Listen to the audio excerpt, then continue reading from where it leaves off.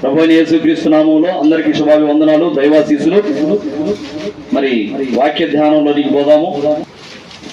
యోహాను సువార్త 5వ అధ్యాయము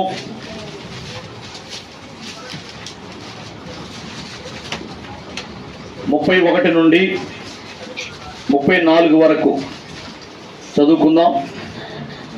నన్ను గూర్చి నేను సాక్ష్యము చెప్పుకునే ఎడల నా సాక్ష్యము సత్యము కాదు, నన్ను గురించి సాక్ష్యం ఇచ్చు వేరొకడు కలడు.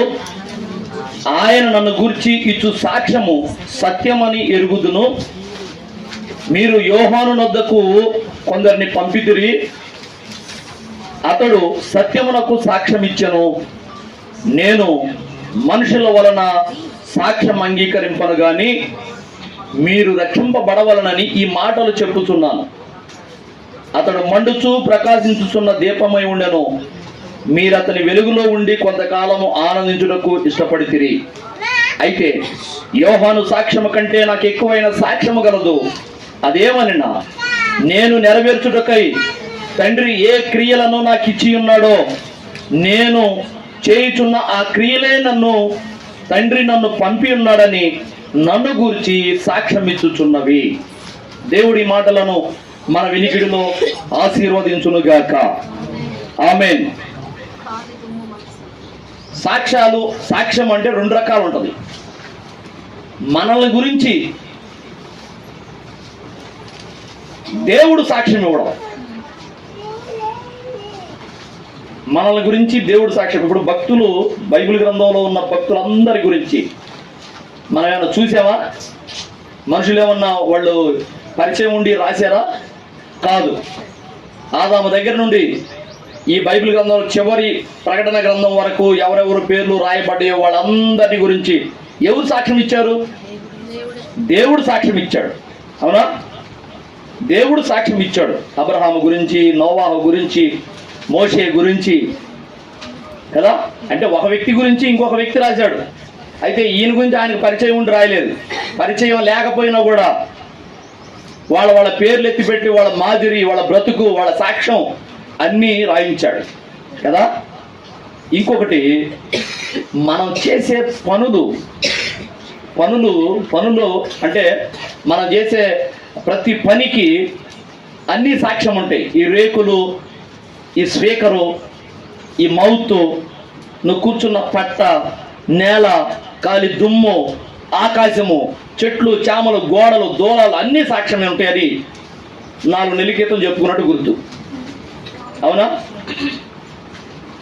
ఆయన పిల్లలను ఎవరైనా కానీ, నువ్వు మా ప్రాంతానికి రానవసరం లేదు, మాకు మా దేవుడు చాలు, మీ దేవుడు అవసరం లేదు, మీరు వెళ్ళిపోండి అని ఒకవేళ ఎవరైనా ఎళ్ళగొడితే, మిమ్మల్ని చేర్చుకోకపోతే మీ కాలు దుమ్ము అక్కడ దులిపిరండి, ఆ దుమ్మే రేపు అంత్యదినమున సాక్ష్యం ఇచ్చింది అన్నాడు ప్రభు. కాలి దుమ్ము సాక్ష్యం ఇచ్చినప్పుడు ఆకాశాలను సాక్ష్యం మీద, భూమి, ఆకాశాలు, వాయువు, నువ్వు ఏ ఇంట్లో కూర్చున్నావో, ఏ మంచం మీద కూర్చున్నావో, నువ్వు ఎక్కడ ఏ మాట మాట్లాడావో అన్నీ నువ్వు అనుకుంటావు ఇవాళ ఆ చెట్లకు ప్రాణం లేదుగా, అవి మాట్లాడవుగా అని. రేపు అవి నువ్వు ఏ చెట్టు కింద పాపం చేసావో, ఏ చెట్టు కింద ఏ పుణ్యకారం చేసావో ఆ చెట్లే రేపు అక్కడ సాక్ష్యం ఇస్తాయి. నీ జీవితం అంతా అక్కడ బహిర్గతం అవుతుంది కదా. మన మీద ఎన్నో సాక్షులను పెట్టాడు. ఇదొకటి. ఇకపోతే మూడవ సాక్ష్యం ఏంటంటే, మనము ప్రభువు గురించి సాక్ష్యం ఇవ్వడం. ఒకటి, ప్రభువు తన భక్తుల గురించి సాక్ష్యం ఇవ్వడము. 2, మన గురించి సకల సృష్టి సాక్ష్యం ఇవ్వడము. 3, మనము మన నోటితో ప్రభువుని గురించి సాక్ష్యం ఇవ్వడం. చాలామంది నేను సాక్ష్యం చెప్తా పాస్టర్ గారు అని వస్తుంటారు, సాక్ష్యాలు చెబుతుంటారు. దేవుడు వారి జీవితంలో చేసిన మేళ్లను, వాళ్ళ జీవితంలో చేసిన ఆశ్చర్య కార్యాలని, అద్భుతాలని, స్వస్థతల్ని బాగా చెప్తారు. ఇది కూడా సాక్ష్యం కదా. అంటే దేవుడు చేసిన కార్యక్రమాలు. ప్రియమైన పిల్లరా, ఇక్కడ ప్రభువారు అంటున్నాడు, నన్ను గురించి నేను సాక్ష్యం చెప్పుకునే ఎడల ఆ సాక్ష్యము సత్యము కాదు. నా గురించి నేను చెప్పుకోవటం కాదు, నా గురించి నేను చెప్పుకుంటే అది డబ్బా కొట్టుకున్నట్టు ఉంటుంది కదా. దాన్ని ఏమంటారు? నా గురించి నేను చెప్పుకుంటే బడాయి. నా గురించి నేను చెప్పుకోవటం కాదు, ఇది మల్లె తోట అని చూసిన వాళ్ళు చెప్పాలి. తోట చెప్పుకుంటుందా? ఆడ బోర్డు పెడతారా, ఇది మల్లె తోట అని.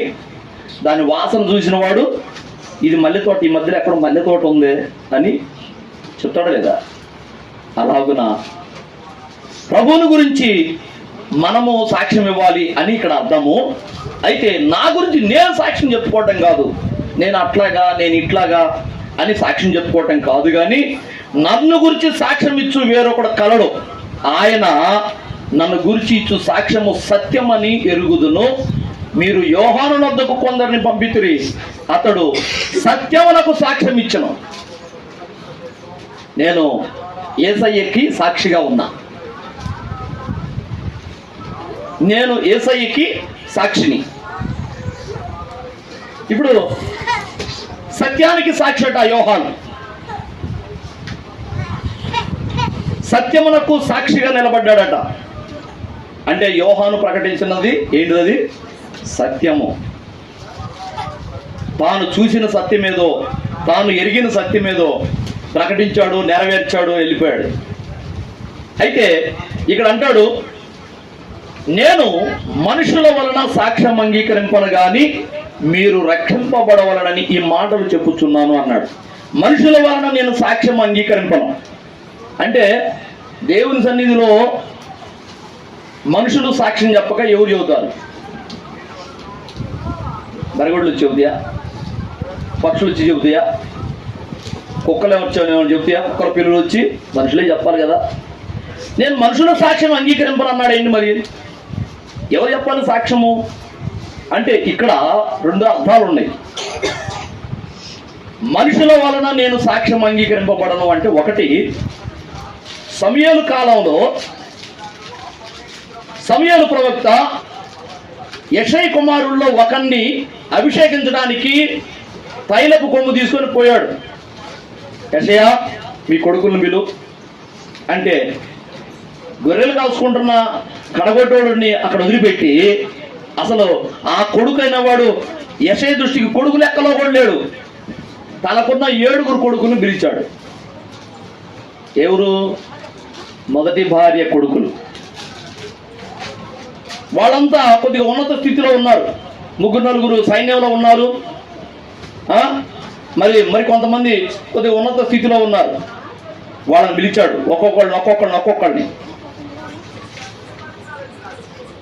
సమూయేలు అంటాడు, ఆహా ఏమి సౌందర్యమో, ఆహా ఏమి శరీరమో, రాజుకు తగినట్టుంటాడు అని, ప్రభువా పోయమంటావా అంటాడు సమూయేలు.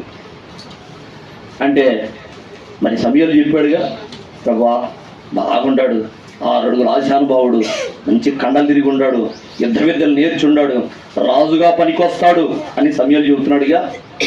మరి ఆ సాక్ష్యాన్ని బట్టి పోయి అనొచ్చుగా. సమూయేలే కాదు, యెషయ చెప్పినా, అక్కడ ఎవరు చెప్పినా కూడా దేవుడు అంగీకరింపడు. దేవుడు మనుషులు ఇచ్చిన సాక్ష్యాన్ని ఆధారంగా తీసుకోడు. దేవుడు ఎవరి సాక్ష్యాన్ని తీసుకుంటాడు అంటే, హృదయాంతరంగాల్ని పరిశోధించేవాడు గనక పై రూపాన్ని ఇచ్చి చూసేవాడు కాడు, మనుషులు సాక్ష్యాన్ని లక్ష్య పెట్టేవాడు కాడు. ఎవరి హృదయం పరిశుద్ధంగా ఉందో వాడిని అట్లా లేవనెత్తుతాడు, అంతే. హల్లెలూయా. 7 పిలిచాడు, 7 వద్దు పక్క పోని, ఇతను కాదు పక్కగా నెట్టేశాడు. ఇక సమూయేలు అడుగుతున్నాడు, ఏమయ్యా యెషయ, ఇంకా ఎవరన్నా ఉన్నారా? ఏంది 7 కొడుకులు ఉన్నారు, 7 పంపించావు, మరి ప్రభు వద్దంటున్నాడు, ఇంకెవరు ఉన్నాడు కానీ వాడు అసలు ఎందుకు పనికిరానాడు, గొర్రెలు కాసుకునేవాడు, పిలిపించాయా బాబు, పిలిపించు. అప్పుడు దావీదుని పిలిపిస్తే, దావీదు ఎట్లా ఉన్నాడు? గొర్రెలు కాసుకుంటా, ఎండకు తిరుగుతా, వర్షానికి తడుస్తా, ఆ జుట్టు నా లెక్క అయితే ఇక్కడ మన కాడకి పాపం ఈ పిల్లలు వస్తారు చూడు అన్నం తినడానికి మధ్యాహ్నం పూట, ఇది ఈ ప్రాంతంలో పిల్లలు అన్నం తినడానికి కూడా జుట్టు ఎర్రగా ఉంటుంది, ఎట్లా ఉంటారు పాపం. ఒక నూనె పెట్టుకోవటం ఉండదు, శుభ్రంగా స్నానం చేయటం ఉండదు, క్రాప్ వేసుకోవటం ఉండదు, నీట్నెస్ తెలియదు. ఎందుకంటే వాళ్ళ తల్లిదండ్రులు పట్టించుకోవట్లేదు. ఎక్కడికి వెళ్తున్నావురా అంటే నేను గొర్రెలు కాడకు పోతున్నా. గొర్రెలు కాడకు పోయొచ్చా ఇప్పుడు అంటాడు ఒకడు. ఇక్కడ కూర్చున్న పిల్లల్లో ఒకడు మధ్యాహ్నం అన్నానికి వస్తారు. వాళ్ళ జుట్లు చూస్తే ఎట్లా ఉంటుందంటే పాపం ఎండకి తిరుగుతున్నారు, బాగా రాగి జుట్లాగా ఎర్రగా ఉంటుంది. అలాగా ఉండుండొచ్చు దావీదు. ఎందుకంటే తను చేసే పని చిన్ననాటి నుండి గొర్రెల కాపరి. అంత ఒకవేళ శరీరం దేవుని దృష్టికి కొద్దిగా సౌందర్యంగా కనపడవచ్చేమో కానీ మనుషుల దృష్టికి అయితే లెక్కలో లేనివాడు. అలాంటి దావీదుని వాళ్ళంత దూరం చూడగానే అదిగో అతడే నేను ఏర్పరచుకునే వాడు, పోయి ఇదోన పోయి అన్నాడు. దేవుడే సాక్ష్యం ఇచ్చాడు కదా. ఏం సమయాలు చెప్పిన ప్రతి ఒక్కరిని, ప్రభువా ఇదిగో నాయన మంచిగా 6 అడుగులు ఉన్నాడు, నా కళ్ళలు తిరిగి ఉన్నాడు, ఆ యుద్ధ విద్యలు నేర్చున్నాడు, పోయమంటావా నూనె అంటే వద్దు, నేను ఆ రూపాన్ని లక్ష్య పెట్టేవాడిని కాడు. మనుషులు ఇచ్చే సాక్ష్యాన్ని బట్టి ఆయన తీర్పు తీర్చడు. ఈ రోజున ఒకళ్ళ మీద ఒకళ్ళు సాడీలు చెప్పుకోవచ్చు. వాళ్ళు అట్లా వీళ్ళు ఇట్లా ప్రభువా, వాళ్ళు అట్లా ప్రభువా, వాళ్ళు ఇట్లా హాని చేస్తున్నారు ప్రభువా, వాళ్ళు ఇట్లా మోసం చేస్తున్నారు ప్రభువా, నువ్వు ఒకళ్ళ దేవుడికి చెప్పొచ్చు. నీ సాక్ష్యాన్ని బట్టి నువ్వు చెప్పిన మాటను బట్టి దేవుడు తీర్పు తీర్చడు. ఎవరికి వాళ్ళ హృదయాన్ని బట్టి తీర్పు తీరుస్తాడు. ఎందుకంటే ఆయన హృదయ రహస్యాలను ఎరిగిన వాడు. హల్లెలూయా. ఒకటి ఇది ఒక కారణం. మనుషుల సాక్ష్యమును నేను అంగీకరింపను అంటే మనుషులు చెప్పేదాన్ని నేను లక్ష్య పెట్టను. ఇంకొకటి, దేవుని సన్నిధిలో మరి మేము సాక్ష్యం చెబుతాం పాస్టర్ గారని వస్తారు కదా. మరి ఇందాక చెప్పుకున్న బరిగొడ్లు వచ్చి చెప్తాయా, లేకపోతే కుక్కలు పిల్లులు వచ్చి చెప్తాయా? మనుషులే చెప్పాలి కదా సాక్ష్యము అని అనుకున్నాం కదా. మరి ఆ సాక్ష్యం చెప్పడానికి మనుషుల సాక్ష్యం నేను అంగీకరింపను అంటే మరి ఎవరు చెప్పాలి సాక్ష్యం అంటే? మామూలు మనుషులు కాదు, నా పిల్లలైన వాడు చెప్పాలి. అనగా యోహాను సువార్త 1వ అధ్యాయము 12వ వచనం ఏముంది చదువు. తనను ఎందరూ అంగీకరించిరో, యేసుక్రీస్తుని ఎవరైతే అంగీకరిస్తారో వారందరికీ తన నామమందు విశ్వాసం ఉంచిన వారికి దేవుని పిల్లలు అగుటకు అధికారం ఇవ్వబడింది అన్నాడా. ఇప్పుడు వీళ్ళెవరు? మనుషులే. కానీ ఇప్పుడు ఎవరైతే యేసుక్రీస్తుని అంగీకరించారో వాళ్ళు మనుషుల రూపంలో ఉన్నా కూడా యేసుక్రీస్తుని నమ్మి బాప్తిజం పొందినందుకు వాళ్ళు దేవుని పిల్లలు అయ్యారు. అవునా కదా? అంటే మనుషుల రూపంలో ఉన్నా కానీ ఆయనని అంగీకరించిన వాళ్ళు ఆయనకి పిల్లలు, యేసుక్రీస్తుని అంగీకరించిన వాళ్ళు దేవునికి పిల్లలు అవుతున్నారు. అవునా? ఇప్పుడు సువార్తల్లోకి వస్తే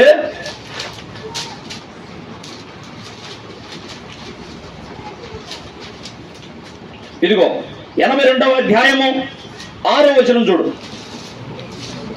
మీరు దైవములనియు మీరందరూ సర్వోన్నతుని కుమారులనియు నేనే సెలవిచ్చి ఉన్నాను. మనమట యేసుక్రీస్తును నమ్మి బాప్తిసం పొందినప్పుడు దేవుని కుమారులం అవుతున్నామట, మనము దైవములట. అంటే ఇదేంటి ఇంకా మనుషులైనా ఉన్నాం మరి అంటే మన దృష్టికి అందరూ మనుషులాగానే కనబడతారు. రక్షణ పొందినోళ్ళు అందరూ ఒకలాగానే ఉంటారు. కానీ దేవునికి మొత్తం ప్రత్యేకంగా కనబడుతుంటారు. తెలుసా? దేవునికి ఎవడెవడ రక్షణ పొందాడో వాడి మీద మహిమ ఉంటుంది. ఆ మహిమ దేవునికి కనబడుతుంటది. హల్లెలూయా. వీళ్ళు నా పిల్లలని ఆయన ఇది గుర్తుపెట్టేస్తాడు. ప్రత్యేకంగా ఎవరు చెప్పనవసరం లేదు. ప్రభువా ఇదిగో ఈయన రక్షణ పొందాడు అని చెప్పనవసరం లేదు. రక్షణ పొందిన వాడి మీద దేవుని మహిమ ఎప్పుడు ఉంటుంది. ఆ మహిమను బట్టి ఆయన గుర్తుపడతాడు. వీళ్ళు నా పిల్లలు, వీళ్ళు దైవములు అని నేనే సెలవిచ్చాను అన్నాడు. మనమట దైవములట. ఇందాక యోహాను సువార్త 1:12 ఏం చెబుతుంది? తనను యేసుక్రీస్తుని ఎందరైతే అంగీకరించారో వారందరూ దేవుని పిల్లలు ఒకటకు అధికారం. ఇప్పుడు నమ్ముతున్నా? రెండు సాక్ష్యాలు. మనం ఎవరివి? దైవములం అనగా దేవుని పిల్లలమైన మనము దేవుని గురించి సాక్ష్యం ఇవ్వడానికి అర్హులం అని పక్కనే చెప్తుంది. నేను మనుషుల సాక్ష్యమును అంగీకరింపను. ఇప్పుడు రక్షణ పొందిన వాడు మనిషి ఎందుకు అవుతాడు? దేవునితో సమానం లెక్క. దేవుడు అంటున్నాడు, మనం హెచ్చించుకోవటం కాదు. మీరు దైవములనియు మీరందరూ సర్వోన్నతుని కుమారులనియు నేనే సెలవిచ్చాను కదా అన్నాడు. ఇందాకేమో యోహాను సువార్తలోనేమో యేసుక్రీస్తుని ఎవరైతే అంగీకరిస్తారో ఆ పైనున్న ఆ 1వ వచనం నుండి, యోహాను సువార్త 1వ అధ్యాయం 1వ వచనం నుండి 12వ వచనం దాకా మొత్తం యేసుక్రీస్తు గురించి చెప్పుకుంటూ వస్తూ, తనని ఎందరైతే అంగీకరించారో వారందరూ దేవుని పిల్లలకు అధికారం ఇవ్వబడింది అన్నాడు. ఇప్పుడు మనం దేవుని పిల్లలు. సింహం పిల్లలు సింహాలు అవుతాయా? పిల్లి పిల్లలు అవుతాయా? సింహాలే అవుతాయి. అవును కదా? సింహం పిల్లలు సింహాలే అవుతాయి, కుక్క పిల్లలు కుక్కలే అవుతాయి. పొరపాటును కూడా సింహాలు కావు. మనము దేవుని పిల్లలము కాబట్టి మనము దైవములం. అయితే మనం ఇచ్చిన సాక్ష్యము ఆయన అంగీకరిస్తాడు. అది అక్కడ అర్థం. మనుషుల సాక్ష్యము నేను అంగీకరింపబడను కాను కానీ, యోహాను సువార్త 5వ అధ్యాయం ఏమంటున్నాడు? నేను మనుషుల వలన సాక్ష్యం అంగీకరింపను గాని మీరు రక్షింపబడవలనని ఈ మాటలు చెప్పుచున్నాను అన్నాడు. మనం ఇచ్చే సాక్ష్యమట దేవునికి అంగీకారంగా ఉండాలి అంటే ముందు మనము రక్షింపబడాలి. ఒకటి అంటే మనం రక్షింపబడి ప్రభువుని అంగీకరించి, ఇదిగో దేవుడు నాకు ఈ మేలు చేశాడు, దేవుడు నాకు ఈ అద్భుతం చేశాడు అని చెప్పే సాక్ష్యము చెల్లిద్దట. అంటే ఏంది అర్థం? రక్షణ లేకుండా, రక్షింపబడకుండా పాస్టర్ గారు నేను సాక్ష్యం చెబుతాను అని ఎవరొచ్చి ఏ సాక్ష్యం చెప్పినా, అరే నువ్వు ఇంకా మనిషిగానే ఉండి సాక్ష్యం చెబుతున్నావు కానీ నా బిడ్డగా మారకుండానే చెప్తున్నావే అంటాడు దేవుడు. అంటే మనిషిగా, సామాన్య మానవుడిగా, ఒక పాపిగా ఉండి నువ్వు ఇచ్చే సాక్ష్యం చెల్లదు. అర్థమైందా? ఎవరెవరు ఇంకా రక్షణ పొందకుండా ఉన్నారు ఇక్కడ మీరు గుర్తుపెట్టుకోండి. మీరు ఇచ్చే సాక్ష్యము, దేవుని గురించి ఇచ్చే సాక్ష్యము చెల్లదు, ఆయన అంగీకరించడం. ఓకేనా? ప్లస్ ఇంకొకటి, రోమీలకు రాసిన పత్రిక 8వ అధ్యాయము 28వ వచనం ఏం చెప్తుందంటే, ఆయన పిల్లలైన వారికి మేలు కలుగుటకై సమస్తము సమకూడి జరుగుతూ ఉంటాయి కదా. ఎవరికి మేలు కలగాలి? ఆయన పిల్లలకే. ఆయన పిల్లలకు మేలు చేయటం కోసం సమస్త విశ్వాన్ని ఆయన శాసిస్తాడు, నడిపిస్తాడు. అంతే. దేనికోసం అలా జరిపిస్తాడంటే ఆయన పిల్లలైన వారికి మేలు కలగడం కోసం. అంటే ఇప్పుడు ఆయన ఎవరికి మేలు చేస్తాడు? తన పిల్లలకు మేలు చేయాలని చూస్తాడు. మరి ఆ మేలు పొందుకున్న వాళ్ళు, ఇదిగో నా తండ్రి నాకు ఇది చేశాడు అని సాక్ష్యం ఇస్తే ఆయన సంతోషిస్తాడు. అలా కాకుండా రక్షింపబడకుండా, రక్షణలోనికి రాకుండా, దేవుడు నన్ను స్వస్థపరిచాడు, దేవుడు నన్ను నా జీవితంలో ఎన్నో అద్భుతాలు చేశాడు అని నువ్వు చెప్పిన సాక్ష్యము వ్యర్థమైపోద్ది. అది దేవునికి ఇష్టంగా ఉండదు. ఎందుకంటే నువ్వు మనిషిగా చెప్తున్నావు, దేవుని బిడ్డగా చెప్పట్లా. అర్థమైందా? ఇక్కడ మనుషుల వలన సాక్ష్యము నేను అంగీకరింపనన్నాడు. రెండు రకాల భావం వచ్చింది. ఏంటయ్యా అంటే, నువ్వు దేవుని బిడ్డగా మారి దేవునికి సాక్ష్యం ఇవ్వాలి. ఒకటి. రెండు, నువ్వు ఇచ్చే సాక్ష్యాన్ని బట్టి దేవుడు ఆ సాక్ష్యాన్ని లక్ష్య పెట్టడు. తను ఎవరి హృదయాన్ని పరిశోధించగలవాడు కాబట్టి ఆ హృదయాన్ని బట్టి ఆయన వాళ్ళకి తీర్పు తీరుస్తాడు. అంతే. నువ్వు నేను చెప్పిన సాక్ష్యాన్ని బట్టి ఒక వ్యక్తికి తీర్పు తీర్చడు. అర్థమైందా? ఇలాగున మనము ఆయనకు సాక్షులుగా ఉంటాం. దేవుని పిల్లలారా, నేను ఒక మాట చివరిలో చెప్తాను కానీ, మనము దేవునికి సాక్షులుగా ఉండాలి అంటే అసలు మనం ఎలాగుండాలి, దేవునికి సాక్షులుగా ఉండాలి అంటే మనం ఎలా ఉండాలి అనే మాట తర్వాత చెప్పుకుందాం. అయితే దేవుని గురించి మనం ఇచ్చే సాక్ష్యం ఏమై ఉంటుంది అంటే, చూడండి, అపోస్తుల కార్యాల గ్రంథము 4వ అధ్యాయం.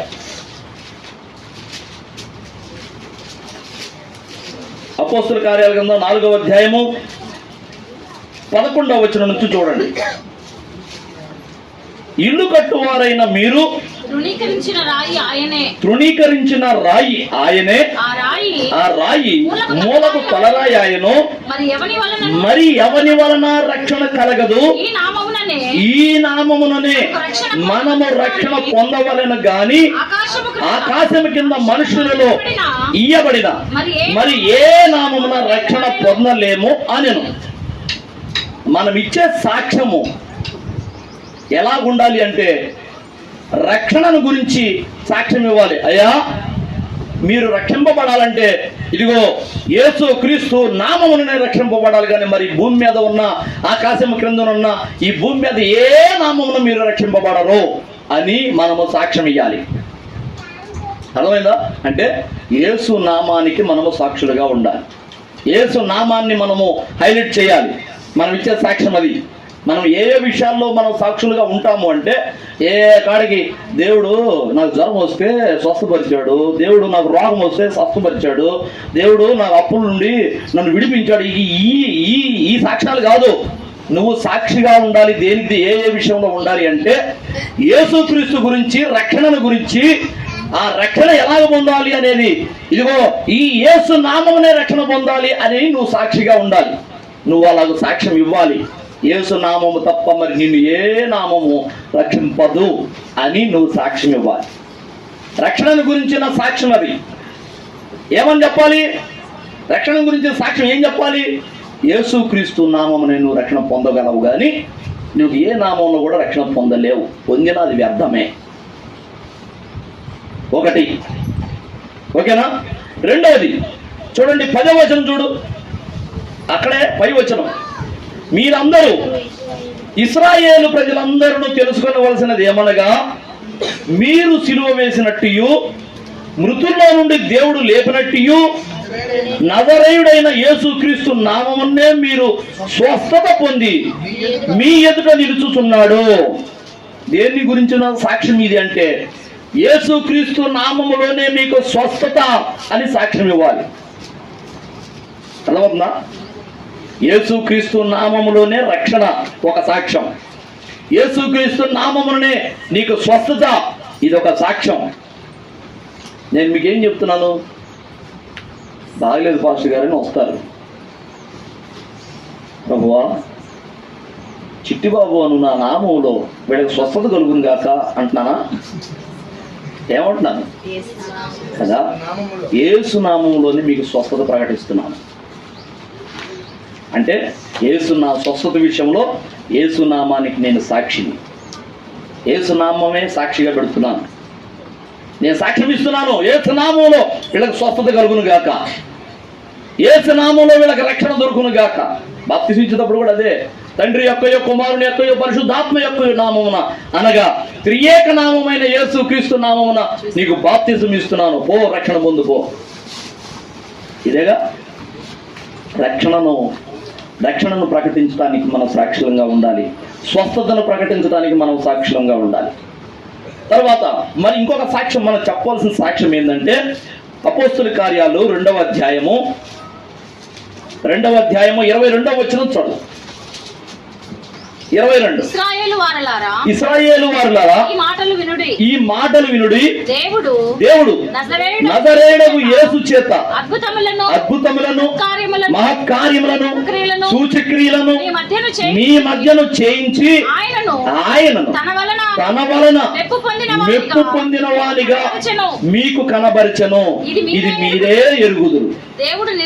ఆయన చేసిన అద్భుత కార్యాలకు మనం సాక్ష్యం ఇవ్వాలి. ఆశ్చర్య కార్యాలు ఏమన్నాడు ఇక్కడ చూడండి. యేసు చేత అద్భుతములను మహత్కార్యములను సూచక క్రియలను మీ మధ్య చేయించి, అంటే యేసయ్య చేసిన అద్భుతాలు, సూచక క్రియలు, మహత్కార్యాలు అన్నిటిని గురించి మనం సాక్ష్యం ఇవ్వాలి. మనం సహజంగా చేస్తుంది ఏంటంటే స్వస్థత గురించి సాక్ష్యం ఇస్తున్నాము, అద్భుతాల గురించి సాక్ష్యం ఇస్తున్నాం. పాస్టర్ గారు నేను సాక్ష్యం చెప్పాలి అంటే ఏంది అంటే నా దేవుడు నా జీవితంలో ఒక మేలు చేశాడు, దాన్ని నేను చెప్పాలి. చెప్పడం ఆశీర్వాదమే, చెప్పాలి. ప్రతి వాళ్ళు కూడా మీ జీవితంలో దేవుడు ఏ మేలు చేశాడో ఆ విషయంలో దేవునికి కృతజ్ఞత కలిగి ఉండి సాక్ష్యం ఇవ్వాల్సిందే. ఒకవేళ నువ్వు మూగి ముద్దులా కూర్చుంటే ఏమో ఇక నీ నోరు అద్దె మూతపడిపోవచ్చు కూడా. నువ్వు ఎప్పుడైతే దేవుని గురించి సాక్షిగా ఉంటావో, దేవుడు చేసిన ప్రతి అద్భుత కార్యం, ఆయన క్రియలు, స్వస్థతలే కావచ్చు, అద్భుత కార్యాలే కావచ్చు, నీ సమస్యల నుంచి విడుదలే కావచ్చు, నీ అప్పులు నొప్పులు ఏదైనా కావచ్చు, దేవుడు నీ జీవితంలో జోక్యం చేసుకుని ఏం చేసినా దాని గురించి నువ్వు సాక్ష్యం ఇవ్వాలి. సూచక్రియల గురించి, అద్భుతాల గురించి సాక్ష్యం ఇవ్వాలి. అపోస్తలులు సాక్ష్యం ఇస్తున్నారు. తర్వాత అపోస్తల కార్యాలు 1వ అధ్యాయము 5వ వచనం చూడు. యోహాను నీళ్లతో బాప్తిసం ఇచ్చిన గాని కొద్ది దినములలోగా మీరు పరిశుద్ధాత్మలో బాప్తిస్మము పొందుదురు అనెను. పరిశుద్ధాత్మ గురించి ఇక్కడ ఎత్తిపడుతున్నాడు. పరిశుద్ధాత్మలో బాప్తిసం పొందుదురు. పరిశుద్ధాత్మను గురించి సాక్ష్యం ఇస్తున్నాడు. ఇక్కడ 2వ అధ్యాయము 17వ వచనం చూడు. అంత్య దినముల యందు నేను మనుషులందరి మీద నా ఆత్మను కుమ్మరించెదను. మీ కుమారులను మీ కుమార్తెలను ప్రవచించెదరు. మీ యవనులకు దర్శనములు కలుగును. మీ వృద్ధులు కలలు కందురు. ఆ దినములలో నా దాసుల మీదను, నా దాసుల అంట మీదను నా ఆత్మను కుమ్మరించెదను గనుక వారు ప్రవచించారు. పరిశుద్ధాత్మను గురించిన సాక్ష్యం, పరిశుద్ధాత్మకు సాక్షులై ఉండాలి. యోహాను దేనికి సాక్షిగా ఉన్నాడు? సత్యానికి సాక్షిగా ఉన్నాడు. మనము దేనికి సాక్షిగా ఉండాలంటే రక్షణకు సాక్షిగా ఉండాలి. నేను రక్షింపబడ్డానయ్యా, నేను రక్షింపబడిన తర్వాత నా జీవితం అద్భుతంగా మార్చబడింది.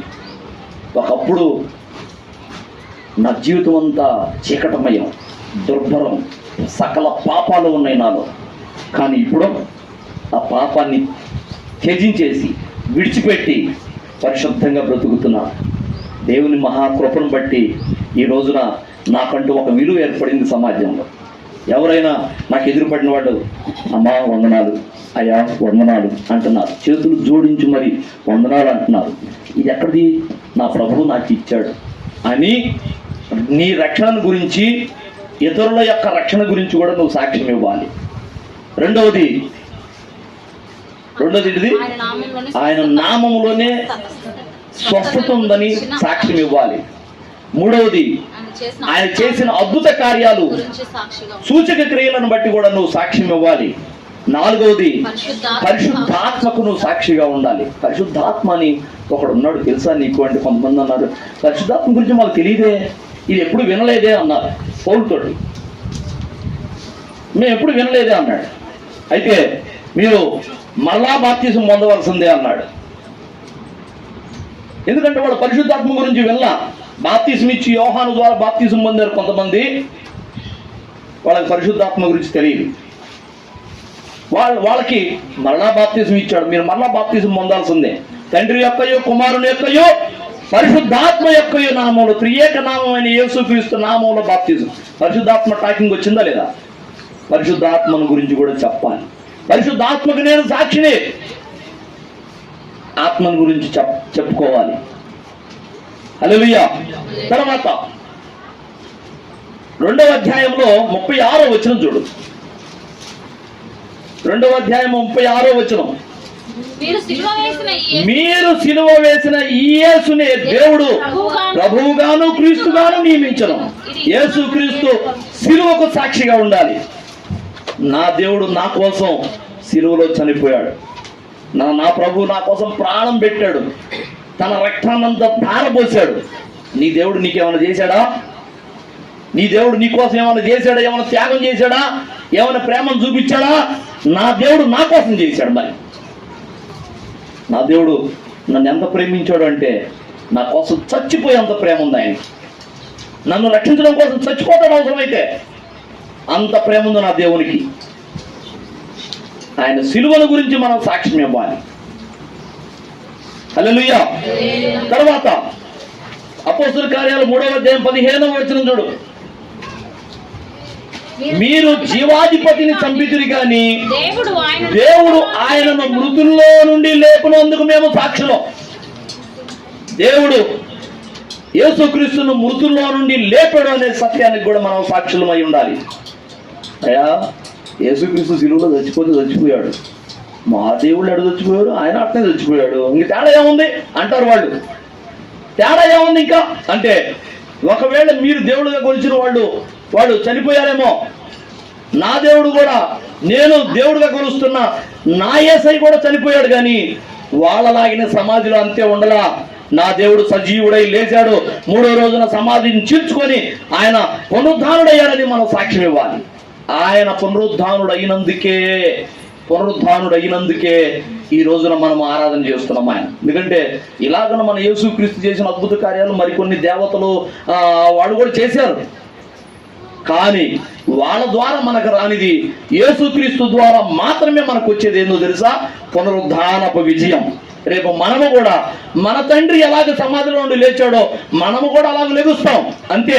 అందుకే ఆయన టీంలో చేరండి అంటుంది, యేసుక్రీస్తు టీంలో చేరండి అంటుంది. అందుకే ఓ దేవతలు అనబడిన వాళ్ళు, దేవుడు అనబడిన వాళ్ళు ఎంతో మంది ఉండొచ్చు కాక, కానీ వాళ్ళందరూ ఏదో కొన్ని మంచి పనులు చేశారు. వైఎస్ పరిపాలనలో చాలా మంచి పనులు చేశాడు. అంత మునుపు ఎన్టీఆర్ హయాంలో ఆయన కొన్ని మంచి పనులు చేశాడు. ఆయన హయాంలో ఇందిరాగాంధీ కొన్ని మంచి పనులు చేసింది కదా. ఇప్పుడు వాళ్ళని దేవుడిని కొలుస్తున్న వాళ్ళు ఉన్నారు సమాజంలో, వాళ్ళ ఫోటోలు పెట్టి దండేసి పూజ చేసేవాళ్ళు ఉన్నారు ఇవాళ. వైఎస్కి కానీ ఎన్టీ రామారావుకి కానీ కదా దేవుడు అయిపోయారు. ఎందుకంటే వీళ్ళ పరిపాలన బాగుంది. అలాగనే దేవతలు అనబడిన వాళ్ళు, దేవుళ్ళు అనబడిన వాళ్ళు కోట్ల మంది ఉన్నారు, కానీ వాళ్ళు కొన్ని మంచి పనులు చేశారు, కానీ ఆ మంచి పనులు మనకు రక్షణ ఇవ్వవు. మరణాన్ని జయించే మొనగాడు కావాలి. హల్లెలూయా. మరణాన్ని జయించే మొనగాడు కావాలి. ఆ మొనగాడు ఎవరో కాదు, యేసయ్యే. హల్లెలూయా. ఆ యేసయ్య టీంలో చేరండి, మీరు కూడా మరణాన్ని జయించి లెగుస్తారు అంతే. ఇది సాక్ష్యం. నా యేసు ప్రభు సమాధిని జయించి, మరణాన్ని జయించి లేచాడు, పునరుద్ధానుడయ్యాడని. అది సాక్ష్యంగా మనం చెప్పాలి. ఓకేనా? తర్వాత చూడండి 32వ వచనం చూడు, ఇక్కడ కూడా అంటాడు మళ్ళా, ఈ యేసును 2:32 అమ్మ, ఈ యేసును దేవుడు లేపెను, దీనికి మేమందరం సాక్షులం. యేసుక్రీస్తుని దేవుడు లేపాడు. ఆయన ముందు చెప్పినట్టుగానే ఆయన లేచి ఉన్నాడు అని మరో చోట ఉంటుంది సువార్తల్లో. ఇక్కడేమో ఆ యేసును దేవుడు లేపాడు, ఈయన కూడా లేచాడు. ఎందుకంటే యేసుక్రీస్తు ముందుగా తెలుసు, నేను చనిపోయినా నా తండ్రి నన్ను లేపుతాడు. అదే మాట చెప్పుకున్నాడు, నేను 3వ రోజున మీరు నన్ను చంపుతారు, కానీ నేను 3వ రోజున మళ్ళా తిరిగి లెగుస్తానని సాక్ష్యం ఇచ్చుకున్నాడు. ఆయన చెప్పినట్టుగానే ఆయన మృతిలో నుండి లేచను అని అపోస్తుల కార్యాలు సాక్ష్యం ఇస్తుంది. ప్రభువా, నువ్వు మరణాన్ని జయించి లేచావు కాబట్టి ఇదిగో మేము కూడా నీ టీంలో చేరుతున్నాం, మేము నీ పక్షంగా సాక్షులంగా ఉంటాం. నువ్వు ఎలాగ మరణాన్ని జయించి లేచావో మేము కూడా అలాగున మరణాన్ని జయించి లెగుస్తాం. ప్రతి వాడు భయపడేది మరణానికి. కాళ్ళ ఎళ్ళబడ్డారు కరోనా టైంలో కోటీశ్వరులు, డాక్టర్ల కాళ్ళ మీద పడి, అయ్యా మమ్మల్ని కాపాడవా దండాలు దశకాలు పెట్టారు. నీకు ఎంత డబ్బు కావాలంటే అంత డబ్బు ఇస్తాను, ఎందుకంటే నా పక్కన ఉన్న కోటీశ్వరుడు వచ్చాడు, వాడి డబ్బు వాడిని కాపాడలేకపోయింది, ఇదిగో వాడు పిసినార్థాన్ని చూపించడము, నేను ఎంత డబ్బు అయినా ఇస్తాను నన్ను కాపాడమని కాళ్ళ ఎళ్ళబడ్డారు. అట్లా పడినంత మాత్రాన బతుకుతారా? మనుషులు కాపాడితే బతుకుతారా? దేవుని కృప ఎవరికి వచ్చిందో వాడు బతికిపోయాడు. హల్లెలూయా. నేనైతే మరీ కరోనా మాస్క్ కూడా పెట్టుకోకుండా తిరిగా. అంటే ఏం బాస్ గారు కరోనా వచ్చిందని భయం లేదా? వస్తే దేవుని చిత్తం అయితే తగ్గిపోద్ది, ఒకవేళ తగ్గలేదు అనుకో పోతాము. నాకు వచ్చిన నష్టమే ఉంది. హాయిగా యేసయ్య వాళ్ళు కళ్ళు తెరుస్తా. నాకు ఆ నిశ్చయిత ఉంది, ఆ నిరీక్షణ ఉంది, నాకు ఆ విశ్వాసం ఉంది. నేను ఒకవేళ చనిపోయినాకో నాకు వచ్చిన భయమే లేదు. యేసయ్య వాళ్ళు కళ్ళు తెరుస్తా. ఇక్కడ కన్ను మూసిన మరుక్షణమే ఇక్కడ డింగ్ అని నేను మరణిస్తాననుకో, వెంటనే నా ఆత్మ పోయి యేసయ్య కాడ ఉంటుంది. నాకు భయమే ఉంది, హ్యాపీ. ఈ చెత్త చెదారం, ఈ భూమి మీద ఉన్న చెత్త చెదారం చూసే బదులు ఆడ పోయి పరలోకాన్ని చూస్తా, ఎంజాయ్ చేయొచ్చు అనుకున్నా. ఆ టైం చచ్చిపోవాలనుకోలేదు, కానీ ఒకవేళ ఆయన చిత్తం అయితే, ఆయన ఇంకా బ్రతికించాలనుకుంటే, నేను మాస్క్ పెట్టుకోకపోయినా కూడా ఆయన నన్ను బ్రతికించగలడు, ఆయన సాక్షిగా నిలబెట్టుకోగలడు. అది నా విశ్వాసం. నేను మాస్క్ పెట్టుకోకుండా తిరిగా. ఇక్కడికి వచ్చిన తర్వాత 2వ సంవత్సరం కరోనాలో మాస్క్ పెట్టుకోవాలి సరిగా. నాకు ఇసుకు అది ఆ ముక్కుకి మూతికి ఆ గుడ్డ ఉంటే నాకు సరిగ్గా ఊపిరాడదు. నా ఊపిరి నేనే పీల్చుకోవాల్సి వస్తుంది, నేను వదిలిన ఆ గాలి నేనే పీల్చుకోవాల్సి వస్తుందని నాకు అది ఇష్టం ఉండదు ఆ మాస్క్. పెట్టుకోండి నేను సరిగా. ఇంకా ఎవడన్నా అలా దూరంలో పోలీసు ఉన్నాడు గబక్కన తగిలిస్తా, ఎందుకంటే వాళ్ళ దెబ్బ తట్టుకోలేము, మాస్క్ లేకపోతే కొడతారు. అందుకని అలా దూరంలో పోలీసులు ఉన్నారంటే తీసి ఉంటుంది గడ్డానికి ఉంటుంది, ఇక్కడ తగిలిస్తా, వాళ్ళు దాటిపోగానే మళ్ళీ కింద దింపుతా. నాకు ఇది చేదర, నేను మాస్క్ పెట్టుకోకుండా తిరిగా. విజయం పిల్లలు. కానీ కోటీశ్వరులు చాలామంది చచ్చిపోయారు. వాళ్ళు ప్రాణానికి భయపడి డాక్టర్ల కార్డు పట్టుకున్నారు. అయ్యా మమ్మల్ని కాపాడు, మమ్మల్ని బ్రతికించు, నీకు ఎంత డబ్బు కావాలని అంత ఇస్తా, ఆక్సిజన్ సిలిండర్ తెప్పించమని కాళ్ళ ఏళ్ళ పడ్డారు. ఎందుకంత భయం అంటే మరణానికి ప్రతి వాడు భయపడాల్సిందే. ఒక్క నిజమైన దేవుని బిడ్డే భయపడడు, కానీ ప్రతి వాడు భయపడాల్సిందే. ఆ మరణాన్ని జయించి లేచిన ధీరుడు గనక నా యేసయ్య, నేను ఆయన టీంలో చేరాను, నాకు కూడా ఏ బాధ లేదనుకోవటమే. ఆయన పునరుద్ధానం గురించి మనం సాక్ష్యం ఇవ్వాలి. హల్లెలూయా. ఇవన్నీ ఒక ఎత్తు అయితే అస్సలు ఇవ్వాల్సిన సాక్ష్యము, అసలు ఇవ్వాల్సిన సాక్ష్యము చూడండి. ఒక మాట, మొదటి యోహాను పత్రిక 5వ అధ్యాయం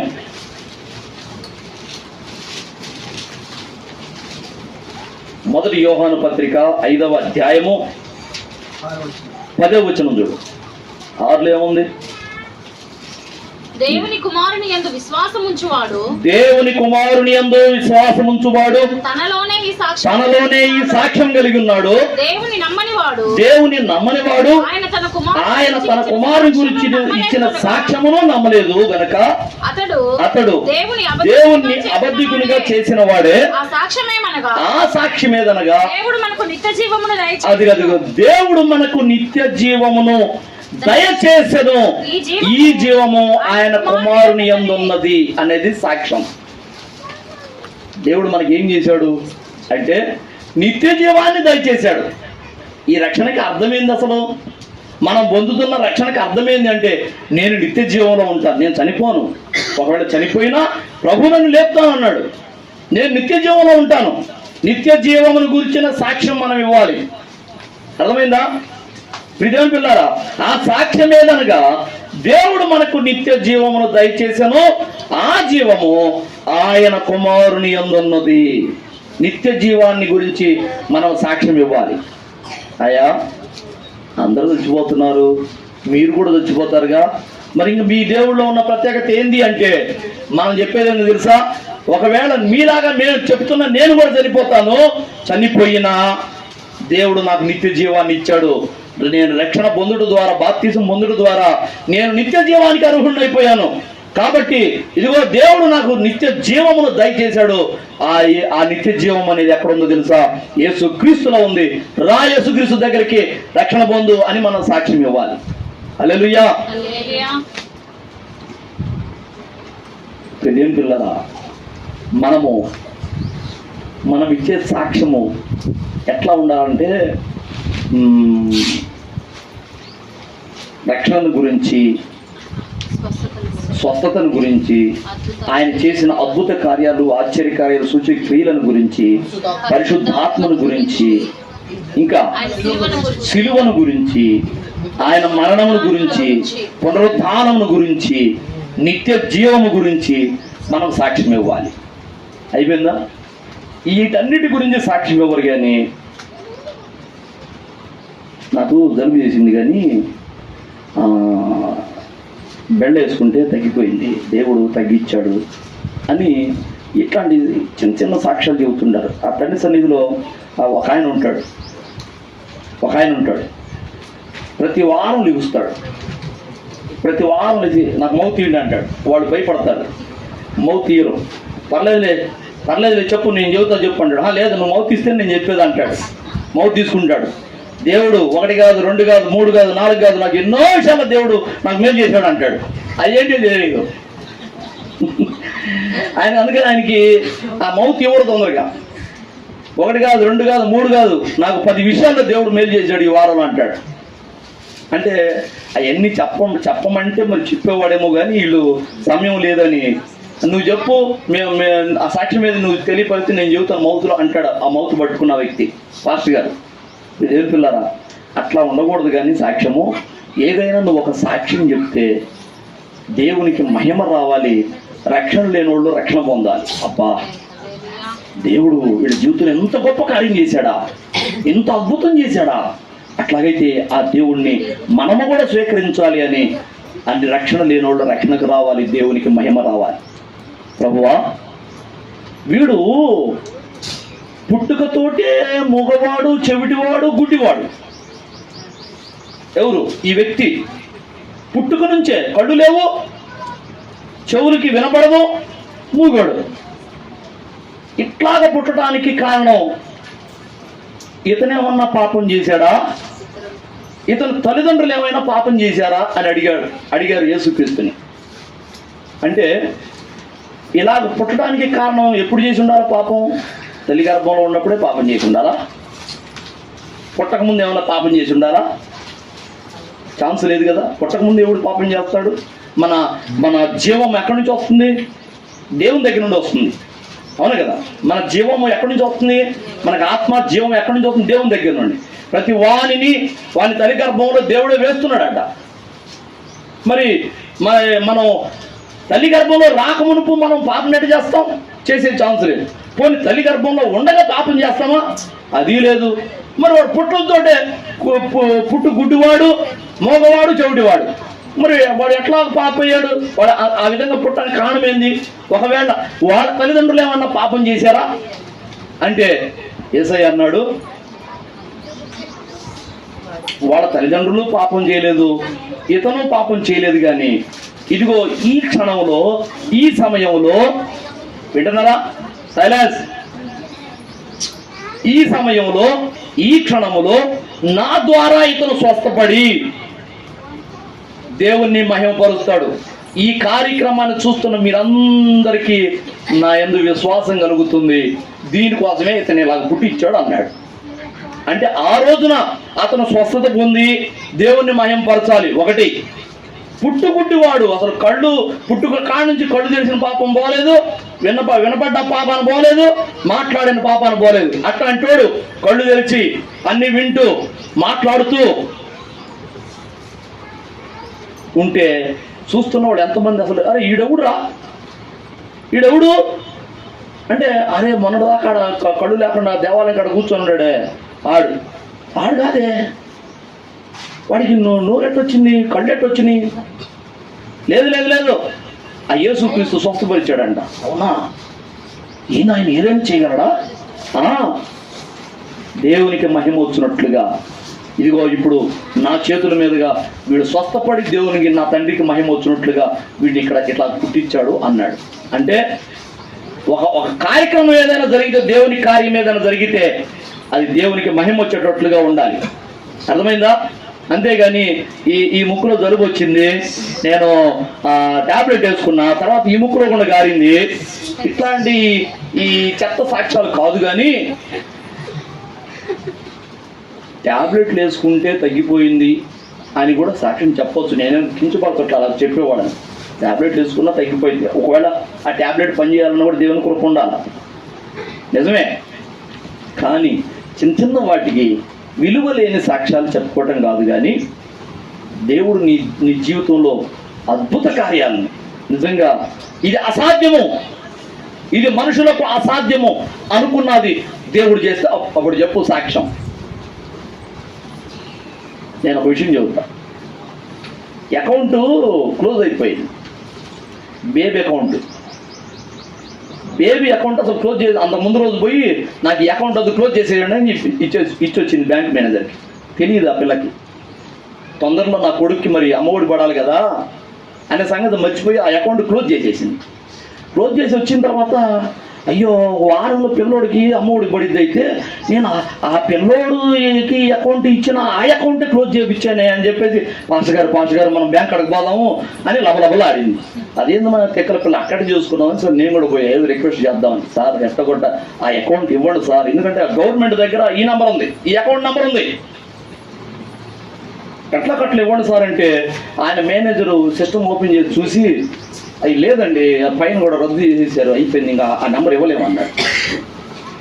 అయ్యా అమ్మాయి ఈ సంవత్సరం 10 ఏళ్ళు పోయినాయి, మా అబ్బాయి 13 ఏళ్ళు పోయినాయి అన్న. పోయినాయి అన్న. సరే ఆయన అన్నాడు, సరే ఇంకొక అకౌంట్ తీసుకోండి అన్నాడు. ఇంకొక అకౌంట్ తీసుకుంటాం, కానీ పైన గవర్నమెంట్ కట్టబోద్ది ఆ నెంబరు, వారం రోజులు డబ్బులు పడిపోతాయి. ఈలోగా ఈ నెంబర్ అందించలేం గవర్నమెంట్కి, ఎందుకంటే ఆ సైట్ ఓపెన్ కాదు. మనం చెప్పాలన్నా చేసేది లేక ఆ మేనేజర్ అన్నాడు, ఇదిగో నేను అకౌంట్ ఇస్తాను అంటేనే ఆ అకౌంట్ మీరు ఇస్తారు. ఆ పుస్తకం వచ్చేలా 10 రోజులు పట్టింది. ఈలోగా డబ్బులు కూడా పడిపోతాయి అంటే అదేం కాదు, నేను పుస్తకం రేపు ఇస్తాను అన్నాడు. సరే కానీ ఎట్టయితే అట్టయితే దేవుని దేవుడే ఏదైనా జోక్యం చేసుకుని చేస్తే తప్పితే లాభం లేదని సరే ఇవ్వండి సార్ అన్న. ఇచ్చాడు. అదే రోజు పుస్తకం కూడా ఇచ్చాడు. అదే రోజు తెల్లారు ఇచ్చాడు. తెల్లారి పోయి పుస్తకం తెచ్చుకుంది. కానీ ఆ పుస్తకం తీసుకెళ్ళి స్కూల్ కాడకు పోయి, సార్ హెడ్ మాస్టర్ గారు, ఇదిగో మా అబ్బాయిది అంతకుముందు అకౌంట్ రద్దు అయిందండి, ఈ అకౌంట్ దాంట్లో కలపండి, ఈ నెంబర్ కలపండి అంటే, అమ్మ ఇప్పుడు ఎట్లా వచ్చింది, ఇప్పుడు సైట్ ఓపెన్ కాదు అన్నాడు. ఇంకేం చేస్తా, ఆ పిల్లకి 7 తక్కువ, 13 ఏళ్ళు పోయినాయి అని. 13 ఏళ్ళు పోయినాయి అని పాపం 7 తక్కువ. సరే నాకు కూడా భలే బాధ చేసింది పాపం, ఎట్లా ఇప్పుడు ఈ చివరి రోజుల్లోనే ఆ పిక్క పని ఎందుకు చూసుకున్నావమ్మా, ఇప్పుడు నీకు ఆ బ్యాంక్ అకౌంట్ ఏం అడ్డం వచ్చింది, ఎందుకు క్లోజ్ చేయించుకున్నావు అని నేను కూడా అరిశాను. కానీ చేయగలిగింది ఏమని ప్రార్థన చేయడం తప్ప. సరే మన చేతుల్లో లేదులే, ఇంకా అంతా అయింది అనుకున్నాను. డబ్బులు పడుతున్నాయి ఒకళ్ళకొకళ్ళు డబ్బులు పడుతున్నాయి. డబ్బులు పడ్డి అంట అనుకుంటున్నారు. మెసేజ్ వచ్చింది కృపాలకి, పాస్టర్ గారు నేను మాకు మెసేజ్ వచ్చింది అని చెప్పి అంటే, సరే పోయినప్పుడు ఒకవేళ అది ఫేక్ మెసేజో ఒరిజినల్ మెసేజ్ తెలియదు, పోయినప్పుడు బ్యాంక్ కాడకు పోయాను, పోయి వచ్చాను.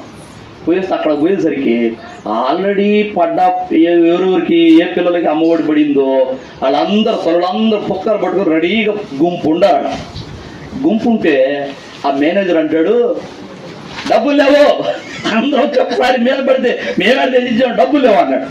అనేసరికి పాపం వాళ్ళు ఏం చేయాలి అర్థం కాక, అయ్యా సాయంత్రం ఇస్తారంటే యాడ్ నుంచి వస్తాయి, రేపు రండి, రేపు కానీ ఎల్లుడు కానీ రండి అంటున్నాడు అంట బ్యాంక్ మేనేజర్. సరే చేసేది లేక వాడు ఉసూరమంటే వెనక్కి తిరిగాడు. ఈ పిల్ల బేబీ ఎప్పుడైతే బ్యాంకులోకి పోయిందో ఈ అకౌంట్ పుస్తకం పట్టుకొని, అప్పటికే టపామని వ్యాన్ వచ్చి ఆగటం, ఆ డబ్బులు ఆ బాక్సుల్లో దింపి ఆ బ్యాంకులోకి తీసుకొస్తున్నారు డబ్బులు. ఫస్ట్ ఇప్పటికే ఇచ్చారంట. సో దేవుని అద్భుత కార్యం. మనం లేదు నవ్వుకుంటున్నాం కానీ అసలు చూడు, పడటానికి అవకాశం లేని చోట అకౌంట్లో డబ్బులు పట్టు, కొత్త అకౌంట్లో డబ్బులు పట్టు. ఈ అకౌంట్ ఎవరు ఇచ్చారు మరి వాళ్ళకి? ఈ నెంబరు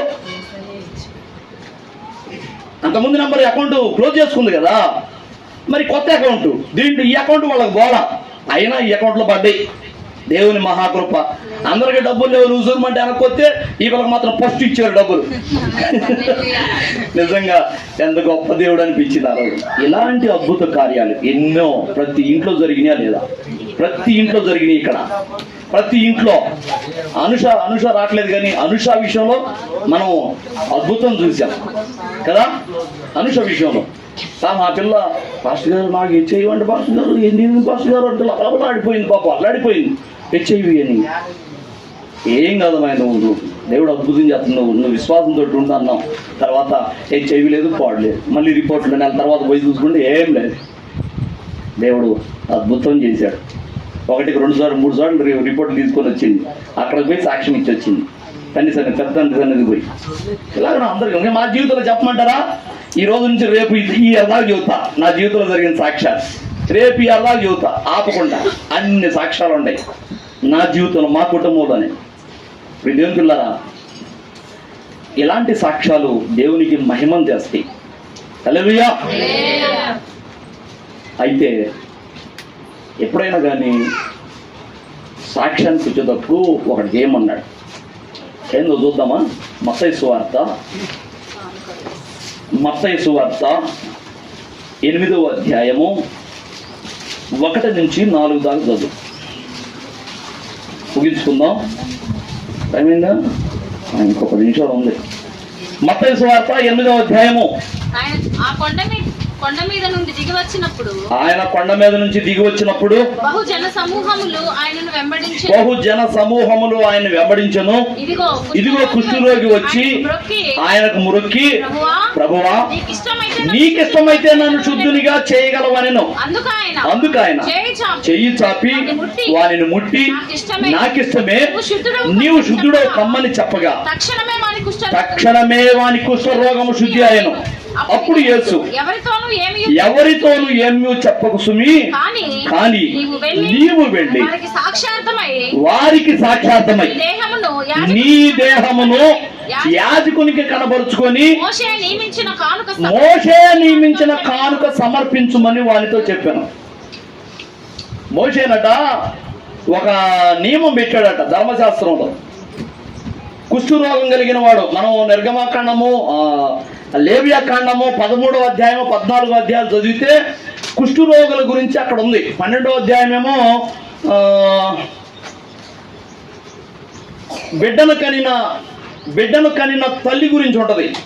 ఆమె ఎన్నాళ్ళు విడిగా ఉండాలి, ఎన్నాళ్ళకి తర్వాత తను పవిత్రురాలైద్ది అనే సంగతి చెప్తాడు.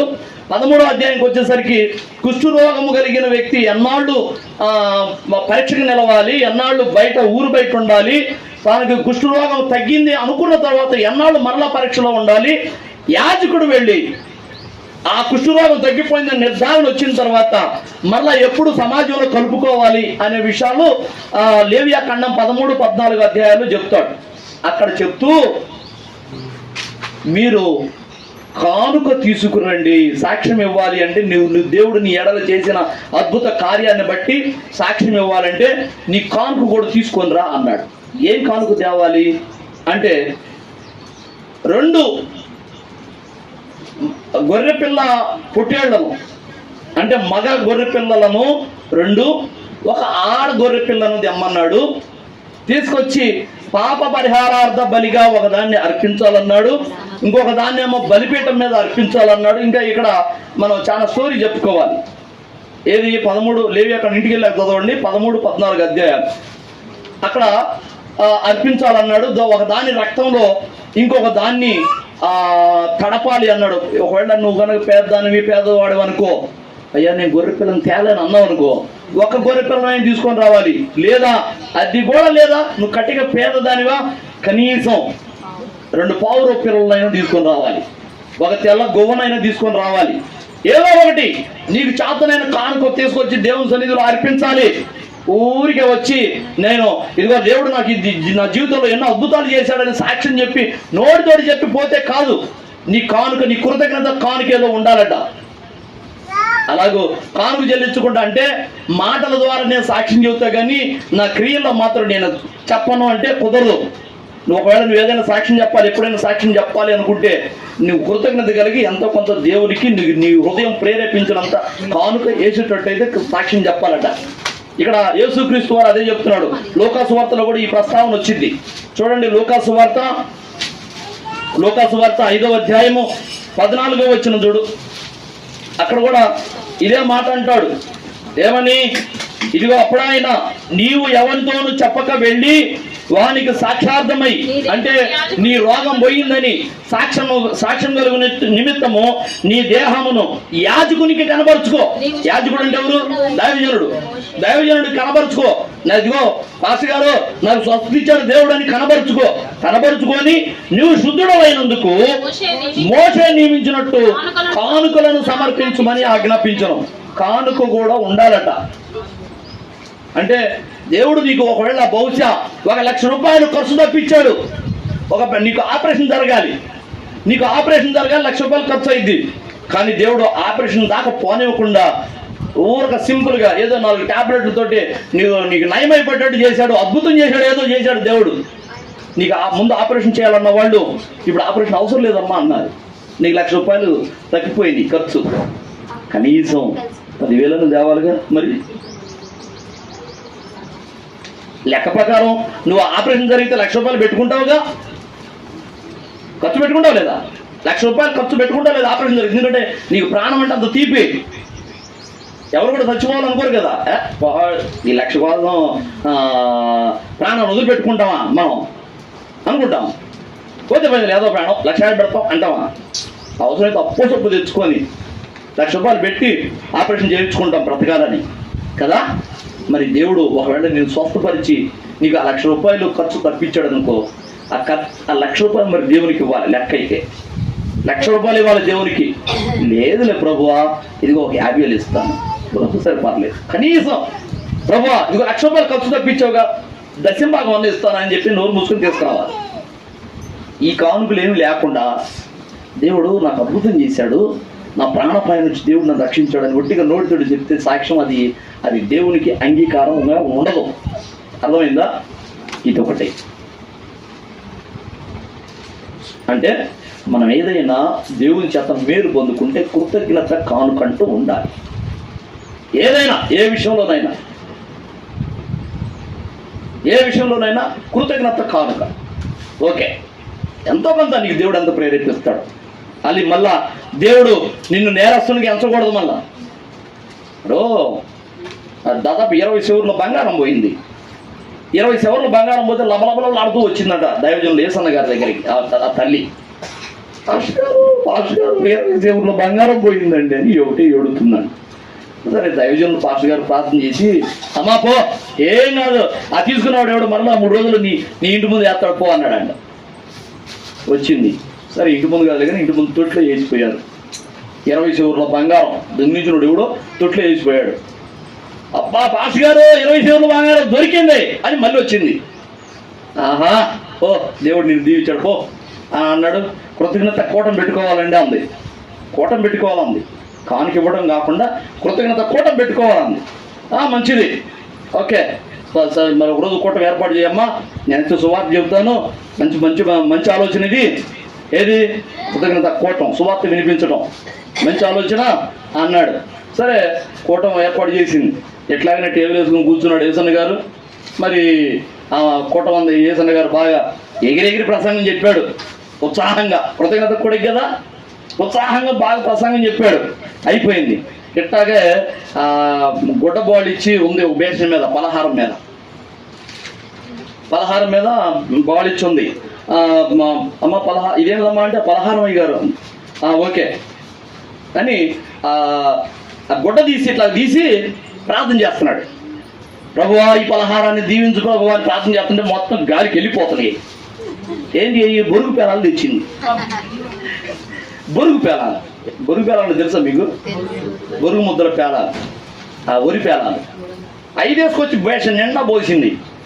చూసి పనికి మారిందా, ఏది ఇదే పలహారం ఆయన అంతే అంటాడు, మొహమాట లేకుండా అన్నాడు. పనికి మారిందా, ఇదేంటి 20 శవర్ల బంగారం దేవుడు నీకు మళ్ళా ఇస్తే ఇదే నువ్వు పెట్టే పలహారం, ఇదే ఏది పొరుగు పేలాలా అని అరిశాడు. అయిపోయింది. సరే అయ్యగారు తెలియదండి నాకు తెలియక చేశానండి అంటే పిసినారుతాను. నీ కృతజ్ఞత అంతా గాలికి పోయింది పో అన్నాడు. అయిపోయిందా? సరే అప్పట్లో పొట్లాలు కట్టి కానుక పెట్టేవాళ్ళు. పొట్లాలు కట్టి అంటే బయటికి కనబడకుండా ఇవ్వాలన్నాడు కదా.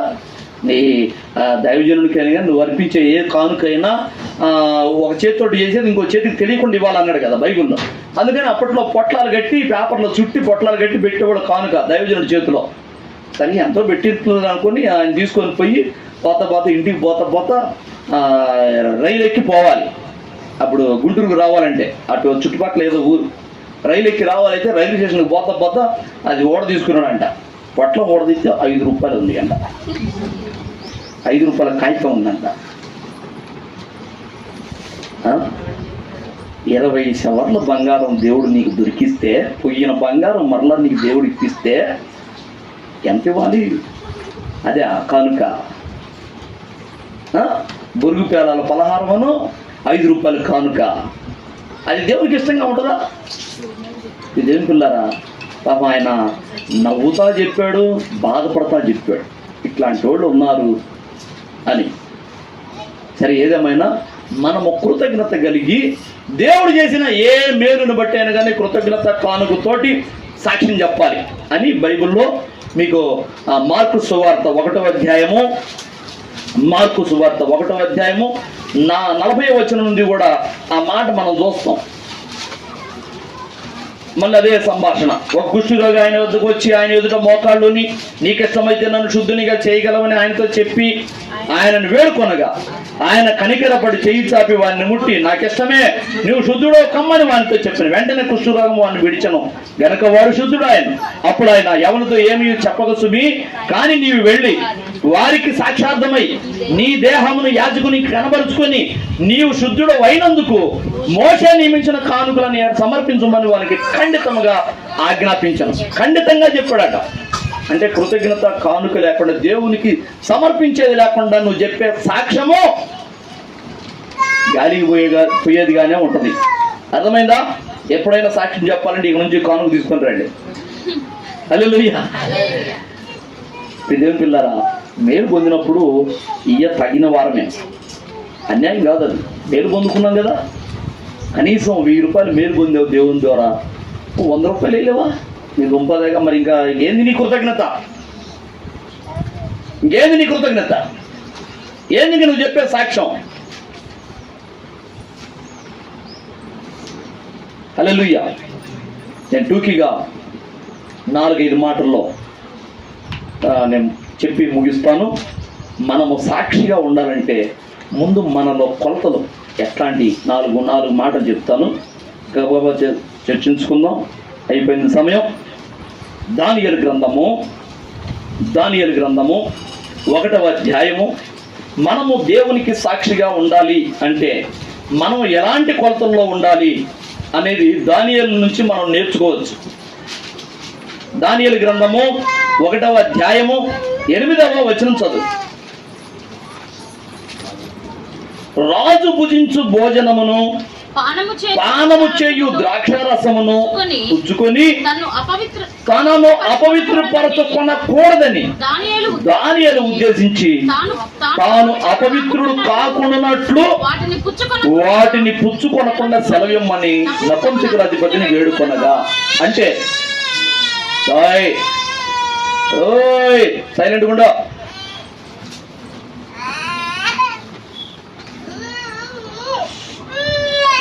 నేర్పి మాకన్నమాట ఇచ్చేయండి. మన ద్వార బదులు ఫోన్ చూసుకొని ప్రశాంతంగా ఉంటారుగా. ఇంటికాడ ఇవ్వకుండా ఉండాలా? ఎక్కడికి వచ్చినప్పుడు అవసరం వాళ్ళు ఏడుపు మానేటట్టు ప్యాకెట్లో ఫోన్లో ఇవ్వాలా, తప్పదు. ఇక్కడ గోల్ చేయకుండా ఉండదు నిమిత్తం. హల్లెలూయా. మనల్ని మనం అపవిత్రపరచుకోకుండా ఉండాలి. దేవునికి సాక్షిగా ఉండాలంటే మొట్టమొదటి కొలత ఇది. ఎట్లా ఉండాలి? మనల్ని మనం అపవిత్రపరచుకోకూడదు. పాపం చేసే అవకాశం, పాపం తినకూడదు తినే అవకాశం, మాట్లాడకూడదు మాట్లాడే అవకాశం, నువ్వు చేయకూడదు చేసే అవకాశం వచ్చింది నీ ముందుకి అని నువ్వు దానికి లోపడకూడదు. నాకు ఇది వద్దు, ఈ పాపం వద్దు, నాకు ఈ మాటలొద్దు. నీ ఎదురు నీ మీద తగాదకు వచ్చారా, మాట్లాడుకొని తిట్టుకొని ఏమని అనుకొని నేను మాత్రం మాట్లాడను అంతే. నువ్వు నీ ముందుకు ఏదైనా తీసుకురాని, తినకూడదు ఏదైనా తీసుకురాని, నాకు ఇది వద్దు. నేను దేవునికి సాక్షిగా ఉండాలి, నేను ఇట్లాంటివి తినకూడదు, ఇట్లాంటివి మాట్లాడకూడదు, ఇట్లాంటివి నేను చేయకూడదు అని నిన్ను నువ్వు నిగ్రహించుకొని ఉండాలి. యాకోబు పత్రిక 1:27 ఏం చెప్తుంది? తండ్రి అయిన దేవుని ఎదుట నిష్కళంకమైన భక్తి ఏదనగా, తండ్రి అయిన దేవుని ఎదుట నిష్కళంకమైన భక్తి ఏదనగా దిక్కులేని పిల్లలను విధవరాండ్రులను వారి ఇబ్బందిలో పరామర్శించుటయ్యో ఈ లోక మాలిన్యము తన కంటకుండా తను తాను కాపాడుకుంటే అన్నాడు. అదే నిజమైన భక్తి కదా. నీవు దేవునికి సాక్షిగా ఉండాలంటే నువ్వు ముందు భక్తిపరుడు అవ్వాలి. నువ్వు ముందు నిన్ను పాడు చేసే ఏదైనా కానీ దాన్ని విసర్జించేటట్లుగా ఉండాలి. అపవిత్రమైన ఏది కూడా నువ్వు దరి చేరనియొద్దు. అర్థమైందా? వాడు మందు తాగి అలవాటు ఉండి మందు మానుకొని రక్షణకు వచ్చాడు. రక్షణకు వచ్చి పని చేస్తున్నాడు. ప్రభువా, నేను ఇప్పుడు ఇంటికి వెళ్తున్నాను, బార్ షాప్ మీదగానే పోవాలి నేను. ప్రభువా, ఈ బండి ఆకుండా చేయి ప్రభువా. బండి ఆగితే నీకు ఎందుకురా? తాగాలని ఉంది కాబట్టి కదా. అవునా కదా? తాగాలని ఉంది కాబట్టి బండి ఆకుండా చేయండి. బండి ఆగితే తాగుతావు. అది వాడు ఆలోచన. బండి ఆకుండా చేయి ప్రభువా అన్నాడు. సరే, బాగానే ఉంది, వాడు చేసిన ప్రార్థన బాగానే ఉంది. బండి బానిస్తున్నాడు. బార్ షాప్ మీద వాడు ఇంటికి పోవాలి. దాటిపోయాడు, బండి ఆగల. మళ్ళీ వెనక్కి తిప్పాడు. ఈసారి ఆగిద్దాం చూద్దామని. మళ్ళీ వచ్చేది. మళ్ళీ బార్ షాప్ దాటి యువతలకు వచ్చాడు, ఆగల. మళ్ళీ తిప్పాడు, మళ్ళా తిప్పాడు 10 సార్లు తిరిగాడు. ఆయిల్ అయిపోయి ఆగిపోయింది. మరి అన్నిసార్లు ఆయిల్ ఎంతసేపు ఉంటుంది? ఆయిల్ అయిపోయి ఆగిపోయింది. ఇప్పుడు ప్రభువా బార్ షాప్ ముందు ఆగిపోయింది కాబట్టి తాగుతారంటే ఎట్లా? తాగాలని పాడుబుద్ధి నీకు ఉంది కాబట్టి వంకలెత్తుకుంటున్నావు. ఏదైనా నీ ముందుకి పాపం చేసే అవకాశం వస్తే ఛీ ఇది పెంట, ఛీ నేను కక్కింది అది, ఇప్పుడు నేను మళ్ళీ ఎట్ట తీసుకునేది అనుకోవాలి. ఆ పాపాన్ని నువ్వు ఇది నాకు వద్దు, ఇది నా దేవునికి ఇష్టం లేని పని, ఇది నాకు వద్దని వదిలేసినట్టు ఉండాలి. ఓకేనా? అప్పుడు నువ్వు దేవుడు నిన్ను సాక్షిగా వాడుకుంటాడు. రెండో కొలత ఇదే దానియేలు గ్రంథము 6వ అధ్యాయము 10వ వచనం చూడు. ఇట్టి శాసనము సంతకము చేయబడినని దానియేలు తెలుసుకొనినను అతడు తన ఇంటికి వెళ్ళి యథాప్రకారముగా అనుదినము ముమ్మారు మోకాళ్ళుని తన ఇంటి పై గది కిటికీలు యెరూషలేము తట్టు తెరవబడి ఉండగా తన దేవునికి ప్రార్థన చేయుచు ఆయనను స్తుతించుచూ వచ్చాను. హల్లెలూయా. ఇక్కడ 2 విషయాలు కనబడతాయి. ప్రార్థనా పరుడై ఉండాలి. మంచిగా ప్రార్థన చేసే వాళ్ళు ఉంటేనే దేవుడు తనకు సాక్షిగా వాడుకుంటాడు. అర్థమైందా? స్తుతించే వాళ్ళు ఉండాలి. ఎప్పుడు అవకాశం వస్తే అప్పుడు దేవుణ్ణి స్తుతించే వాళ్ళు ఉండాలి, ప్రార్థన చేసేవాళ్ళు ఉండాలి. కనీసం దినమునకు ముమ్మారు ప్రార్థన చేసేవాళ్ళుగా ఉండాలి. అప్పుడు దేవుని సాక్షిగా నిన్ను వాడుకుంటాడు. 3 విషయాలు వచ్చినాయి. 1, అపవిత్రమైనది ఏది కూడా నువ్వు విసర్జించేటట్లుగా ఉండాలి, దేవుడు నిన్ను వాడుకుంటాడు. 2వది, ప్రార్థనాపరుడు అయి ఉండాలి, దేవుడు నిన్ను వాడుకుంటాడు. 3వది, దేవుణ్ణి స్తుతించేవాడిగా ఉండాలి, దేవుడు నిన్ను వాడుకుంటాడు సాక్షిగా. ఇవన్నీ ఏమి లేకుండా ప్రభువా నేను సాక్ష్యం చెబుతానంటే కుదరదు. నీ సాక్ష్యం ఎందుకు పనికిరాదు, ఆయనకు మహిమ రాదు. దానియేలులో ఈ కొలతలన్నీ ఉన్నాయి కాబట్టే దానియేలు సాక్ష్యాన్ని హైలైట్ చేశాడు బైబిల్ గ్రంథంలో. దానియేలు ఇవాళ మనకు ఒక మాదిరి అయిపోయాడు. సింహాలు కూడా మరి ఆ నోళ్ళు మూసుకొని పక్కన పోయి గడగడ ఒడుగుతూ కూర్చుని అంటే దానియేలులో క్వాలిటీస్ ఉన్నాయా లేవా? ఉన్నాయి. ఇవాళ దానియేలు యొక్క చరిత్రే మనకు సాక్ష్యం. హల్లెలూయా. 4వది 22వ వచనం చూడు. 6వ అధ్యాయము 22వ వచనం చదవండమ్మా. ఏది తీసలేదా?